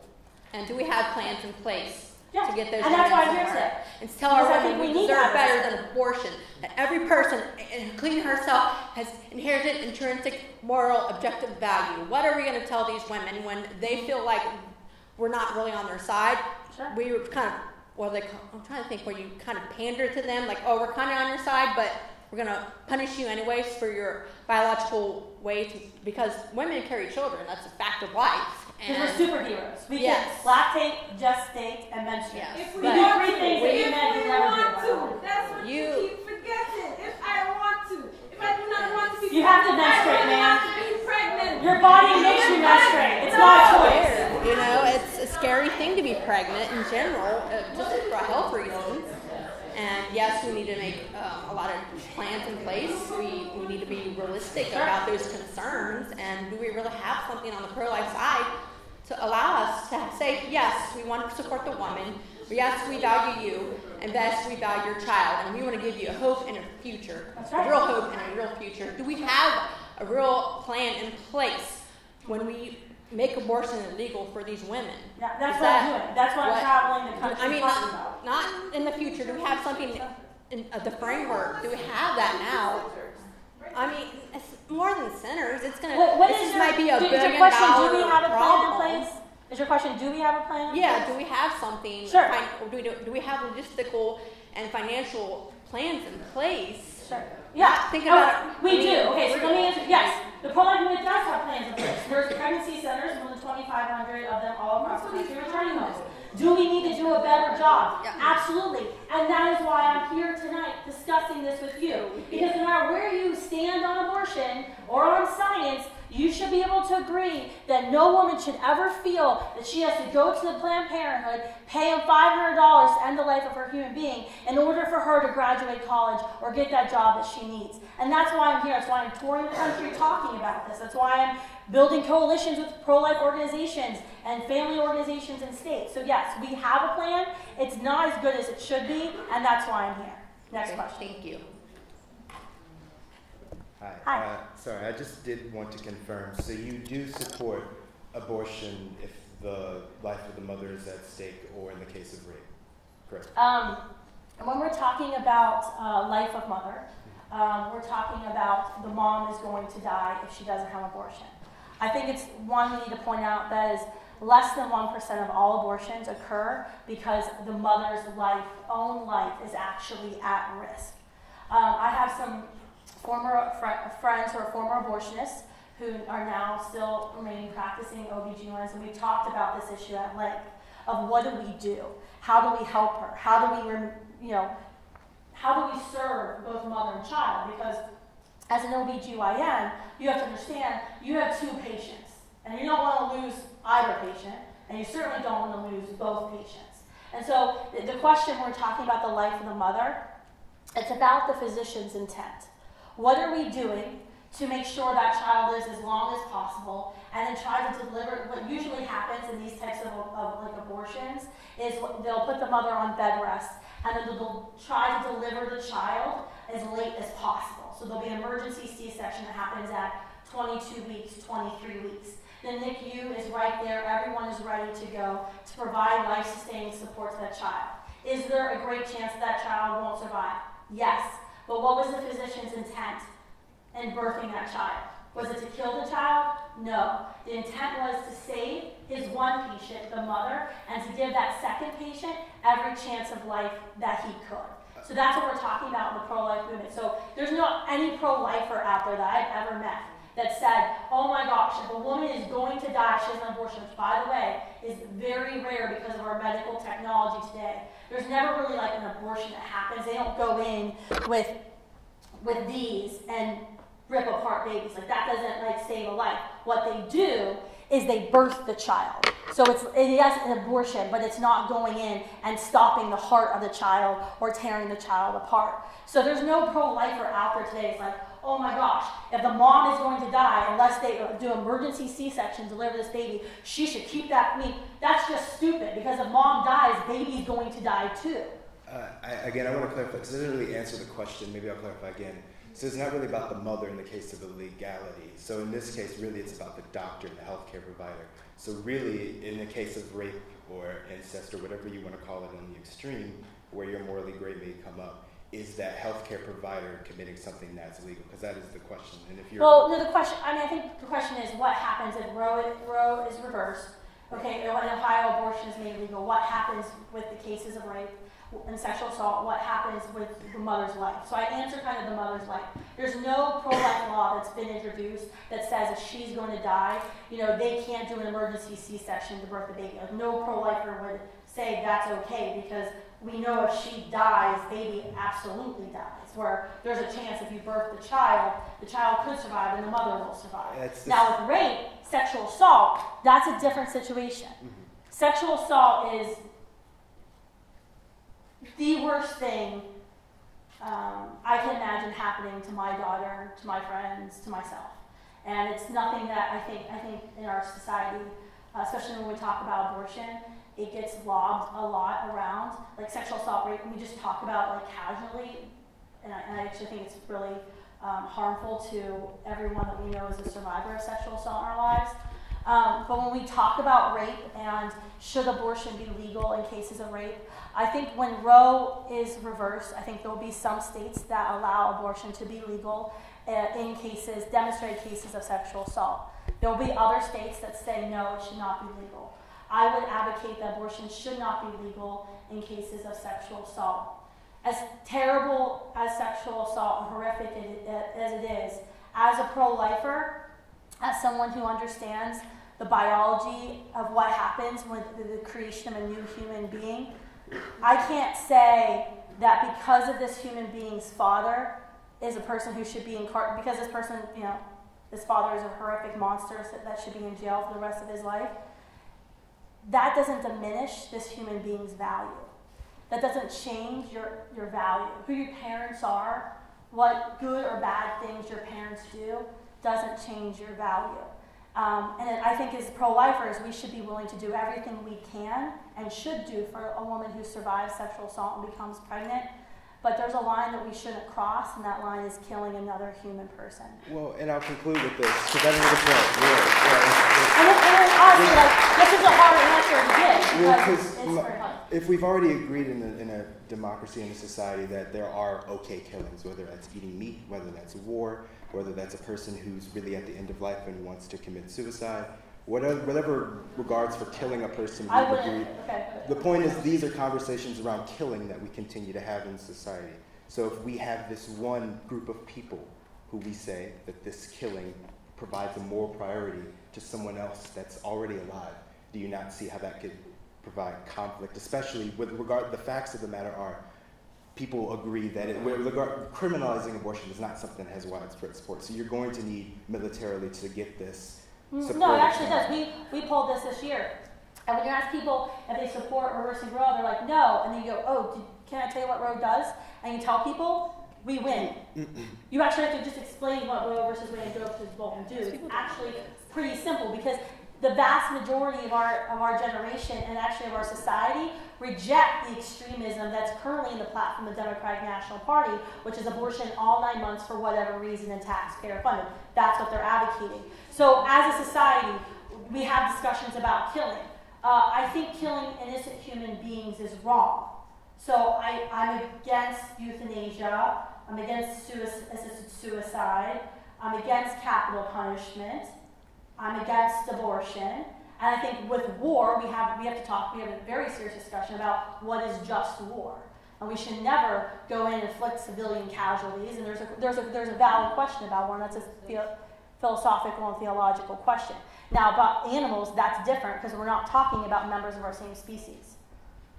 That is still putting a moral priority on something else that some people don't consider as part of our species, though, and that's the whole point. Sure, it's speciesism, as Peter Singer would say. I believe that humans were created by a creator, and that because of who we are, we have an innate dignity and value and worth. Is that not pushing a religious agenda, though, for people that don't believe in your deity or those moral objectives?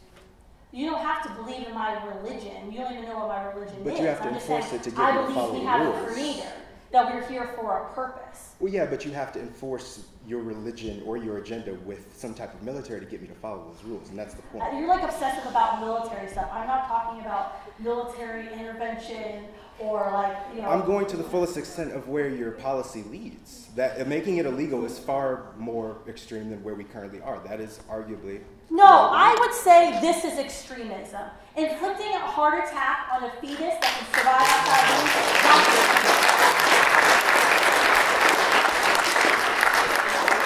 Well, I'll leave with this statement. If I put a dog or a dolphin, a chimp, the same types of feelings and gouges of empathy could come out. That's not arguments of grotesque do not promote the idea that this is morally right and morally wrong. So I do you think killing a human fetus is the same as killing a chimpanzee fetus? Do they have the same moral worth?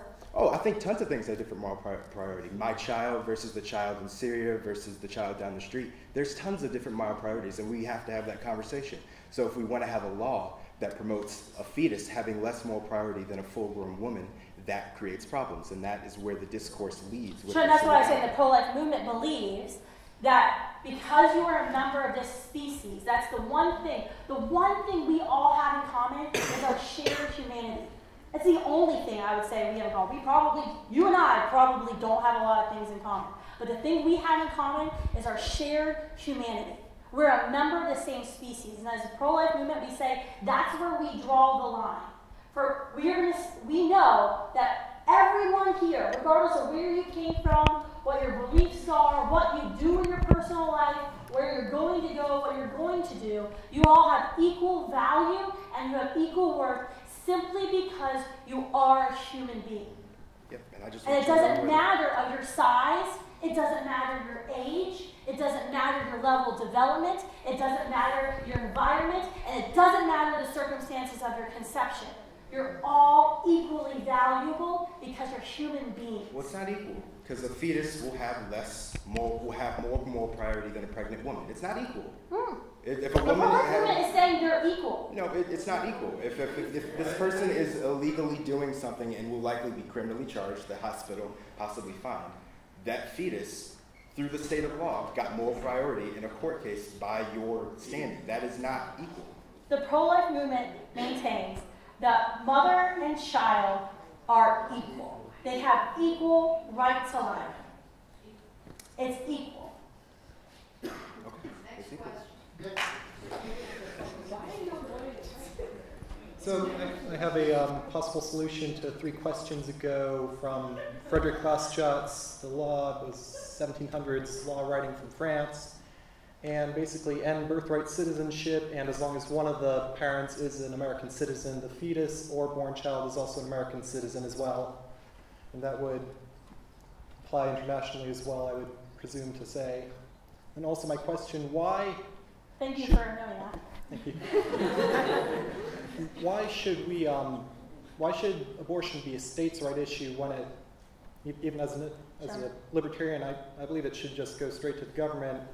And that, like, if we're giving it to the states, doesn't that mean that we're making the right to life, we're making it say you can vote, if you get to murder your neighbor, you should be able to vote on that, and the majority decides that, or should we just say that life is life, protect life? Yeah, I mean, that's a discussion the pro-life movement has had, and a debate the pro-life movement has had, is this an issue of states' rights, or is this a federal issue?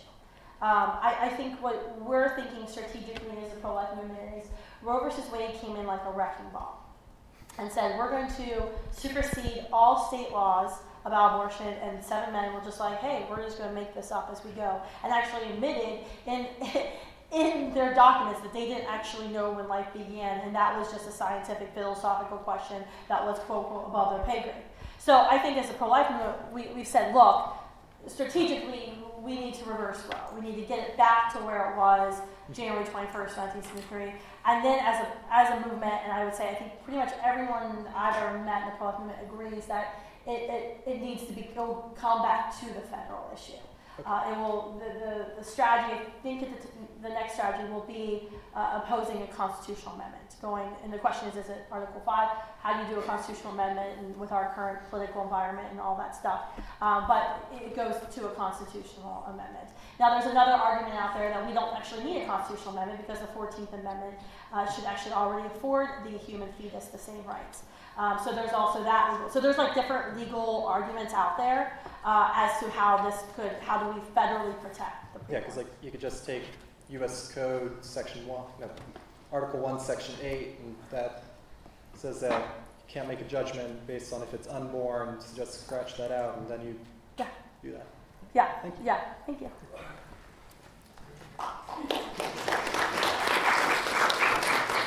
First, I'd like to thank you for your time tonight. Really appreciate it. My question is, what can we do at the Supreme Court level to reverse Roe versus Wade? That's also a good question, and that is a point of conflict within the pro-life movement. There are a lot of lawyers in the pro-life movement who have different opinions on the case that's going to reverse Roe. We've been chipping away at Roe for several years, several decades actually. KCV Planned Parenthood was a huge decision. You know, when the court finally acknowledged that yes, states do have the right to prohibit certain types of abortions. They have the right to say, hey, you have to wait 24 hours. You can't be a rush decision. We also know that the court in 2007 came out and said, no, partial birth abortion, you know, collapsing the skull, sucking out the brain, that's just too grotesque for us. They've also said certain types of abortion procedures shouldn't be legal. So we don't know what the case is. There's about 20 to 22 cases making their way up in federal circuit courts right now. The Supreme Court just said that they're going to hear a case, a Louisiana case, that had imposed restrictions on abortion facilities, saying that, you know, the hallways have to be wide enough for gurneys. The abortionists have to have admitting privileges in the local hospitals, which makes it faster if there's an abortion complication to report the patient records, make sure she doesn't die. So that's a good case. I don't know if that's going to be the case to overturn Roe. I mean, they've done some crazy things before where we're like, oh, they did that case and did this. I tend to think the conservatives on the court, who are the pro-lifers at the moment, they're going to be a lot more conservative and more narrow in their rulings. There's an Indiana case that the Supreme Court they said they weren't going to hear this spring, but they said they're considering it for future years, which I actually think is going to be very powerful. It's the Indiana case where it bans genetic discriminatory abortion. So they say Indiana said you can't have an abortion simply because you don't like the gender of your baby or because your baby has Down syndrome. It's discrimination at like its barest form. The ACLU and Planned Parenthood actually have argued in court that a woman should be able to kill her baby based because she doesn't like the baby's gender, or the fact that she doesn't like the baby has an extra chromosome, which I think is actually a great place to have the abortion movement actually have to admit. I think that case has a lot of potential. So we're going to need other states, though, right now, to pass similar laws like Indiana passed to get split circuit decisions that'll push it back up to the court. It also helped to get another Republican Supreme Court justice. What? It also helped to get another conservative Supreme Court Absolutely, justice. yeah. I mean, that's the thing. It's like the crazier people act on the abortion movement front, like the clawing at the doors of the Supreme Court the day Brett Kavanaugh was confirmed. That was like the best campaign ad for pro-lifers there is. Absolutely, thank you.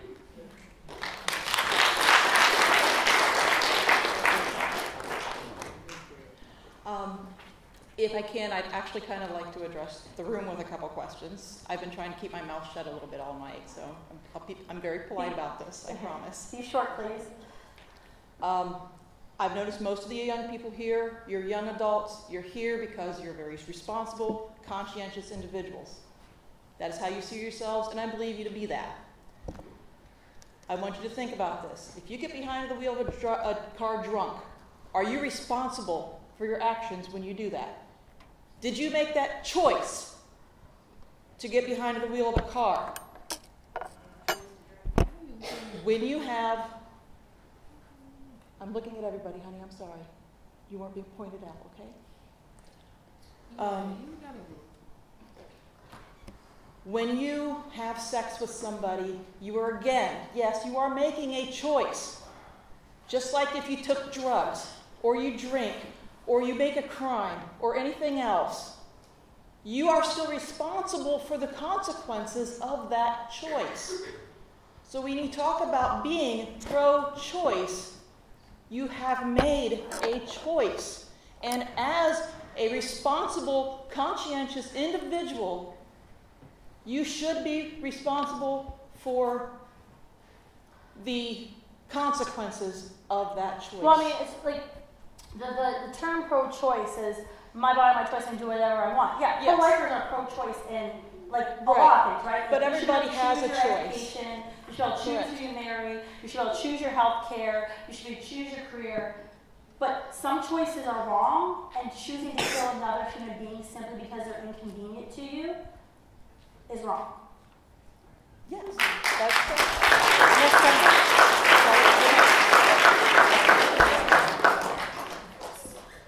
Hi. So I know a lot of people on the pro-life movement, like myself, tend to be on the more conservative side, but I also think we is there a way we could do a better job, like outreaching to our liberal friends and helping them like recognize like horrors of abortion? Yeah, absolutely. And our organization, Students for Life, is a secular organization. We've had, I don't know if we have any atheists right now on staff, but it's pretty interesting collection of people from all walks of life. And we don't always agree on politics. There's liberals and conservatives who serve our organization. I am a political conservative, in case you haven't Googled me. And in case you don't know, because apparently I give that air off. But not everyone in our organization is a political conservative. Actually, I was recording a podcast yesterday with my one of our top employees who's a political liberal. And it was a fun discussion to have because she and I disagree on a few key issues. Our kind of the way we kind of keep everybody together at Students for Life and with our staff and all the diverse opinions is we all agree that killing innocent human beings is wrong. And so it's kind of like no matter where you stand on any other issue, like we always come back down to this one issue. I think for us as conservatives, I'm saying you and I think what we need to do is do a better job of welcoming people who have different opinions into the pro-life movement. Even if we think they're like really wrong or misguided on some policy, right? Like, oh, like that's just stupid. You can't really, but I agree with you on this. And I think we have to do a really good job of keeping a narrow focus. This is something that pro-life groups, Students for Life groups at Catholic universities tend to have a hard time doing sometimes. So sometimes we get this thing of like, we want to be whole life. I'm probably going to piss off some people, I'm sorry. We're going to be whole life, so we're going to take a stance on like 20 different issues. And that way, all of our peers are going to like us because we're going to take a stance on death penalty, assisted suicide, all these things, human trafficking. Oh, okay, you can, but guess what? Hate to break it to you, people are still going to hate you because you disagree with them on abortion. So like, you can take a stand on like 20 different issues, but people are still going to disagree with you. I think from our movement, strategically, in order for us to have the broadest movement possible, made up of the biggest collection of people, I think we need to keep our movement very narrow focused on abortion. Because we are going to disagree about different policy prescriptions about how to solve problems like homelessness and poverty and lack of good education and immigration. And that's okay. We're not saying just because my friend Michelle and I, when I staff her, I hire my friends, and if you work for me, you probably have to become my friend.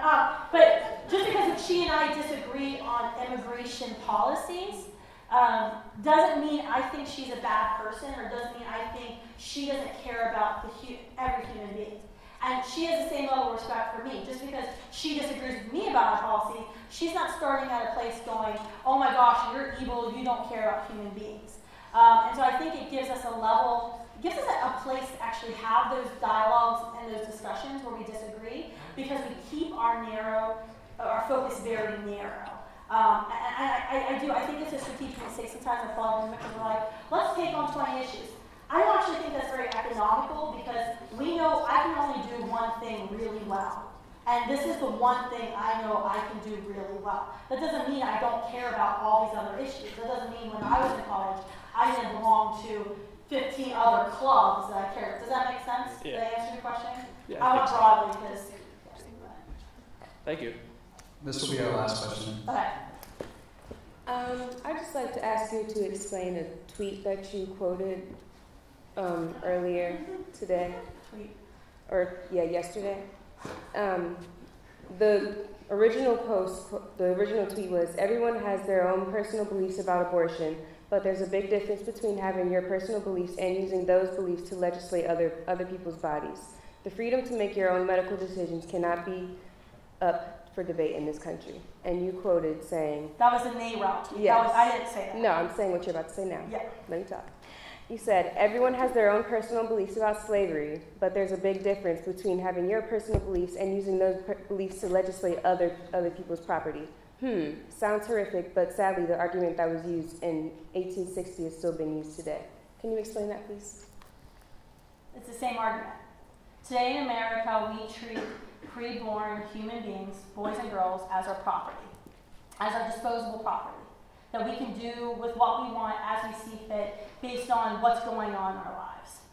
They're not our property. So you're comparing this is slavery the exact to abortion. Same argument. So you're comparing slavery to abortion, basically. Yeah, we talk about slavery. Seriously. We talk about genocide. Are you serious? We talk about the Holocaust. Because in every 100%. single one of these human atrocities, how did they start out? They started out by saying, they're not like us, they're different, therefore they don't have the same value Is as that what us. anybody's saying about abortion, though? No. That's They're exactly just- what no. you said. Your friend said earlier, it's a clump of cells, it's nothing. We're That's saying exactly it's our what we body say and with our abortion. choice. We use dehumanizing rhetoric when we talk about the preborn child in the womb. We say, that child is different than us. That child, or that thing, or fetus, or clump of cells is It's just smaller about whether than or us. not we want a child or not. Forcing a woman to have a baby that they do not want is not okay. And making them go to jail for it, that is not okay either. The pro-life Like, movement no. does not advocate that women What? should go to jail for having abortions because That's- we see her as a second victim of the abortion industry that tells her no, she can't. No one in the pro-life movement is advocating that women go to jail for having illegal abortions. Okay. What? The extremists, maybe like the Babies in Revere group. Some of them do advocate for women to be in prison. And Yeah, they're not in the pro-life movement, and they wouldn't say they're in the pro-life movement. Pro-life people, there's just like she was saying, she had people that are. So I mean, I know it's hard to hear when someone compares thing, abortion really to quick. slavery or abortion to the You Holocaust. can't compare abortion to slavery. It's not Abortion- comparable. It's what, not comparable. What happened in slavery? What happened to the Holocaust? What Are you happened to serious? genocide? What happened? Have you read a history book? Did you really Absolutely, go to college? I have. That's why I'm asking you. Are you sure? Because what happened? A group of human persons said they're not like us. They don't have equal value to us. Therefore, we can treat them as disposable property and do whatever we want. That's exactly You what sound happened. ignorant. Ignorant. You sound so ignorant. Why do I Like sound no, ignorant? slavery. Like she just said, slavery was not a beauty contest. People were literally taking living, actual fetuses are living. No, I'm saying people outside of the womb, people in their own homes, They're taking them, bringing them to other places, forcing them to work for them. That's not abortion, ma'am. In their own home is being No. What you're disagreeing What? with me, ma'am? What you're disagreeing with me, ma'am, What about is them? that you don't want to acknowledge what happens in an abortion. And I know when you compare, when I compare. No, I'm just saying you can't compare abortion to slavery because it's not comparable. When I compare abortion to the just saying a Holocaust fact. or another. I'm just saying a fact. tragedy, You cannot compare it's hard slavery hear. to abortion. But it's the exact same So thing. the aftermath of Yeah. having an abortion is the same as the aftermath of slavery? Are you Because are my you life serious? is still affected by slavery. Yes. And I know No. your life Are you and your life serious? are also affected by slavery. Just like women who have abortions, just like families who experience abortions, are still The affected. No, this is an economic thing. Like And no. also, there's always a dead person at the end of it. Oh my goodness. Yeah, because slavery is just one dead person, a couple of hundred dead people. Slavery, There are millions of dead people. but it's not just dead people. I don't think you understand what systematic racism Yeah, like. is. We exist in a society that we are put This is under. not. Yeah, this Before isn't we're going to be a even winning born. argument because you're just going to keep. It isn't because you're comparing slavery to abortion when it's not comparable. You're not going to win because it's not comparable. Sorry, ma'am. Obviously not my privilege, so I shouldn't say. Like, you're comparing abortion and slavery, you're not going to win because it's not comparable. Simple as that. How is it No, not some comparable? slaves nothing. You sound ignorant. Stop. No, you Stop. can say you No, sound like, ignorant. You can say you sound ignorant all you want, and you can say stop talking about this. You're not allowed to talk about this. But it doesn't change what happens. With slavery, with the Holocaust, with every genocide in the history of forever, how are those atrocities committed? How are those atrocities committed? A group of human beings decided that another group of human beings was not worthy of life, was So if less than. So if I say That's I don't, exactly what's happening. So if I get pregnant and I say I don't want to have a child, like I just don't want to have a kid, like I just don't. Then don't have sex. So Don't have basically. You can choose not to have sex if you don't want to. So basically, I can't have sex unless I want to have a child. You're basically saying that. So you're basically taking away. So you're saying there's no other use for. I can't can't use sex for pleasure or anything else other than having to have a child. So what about? Everyone be respectful. Be respectful. No, but so what if I'm? I think that makes sense. Yeah, like what? We're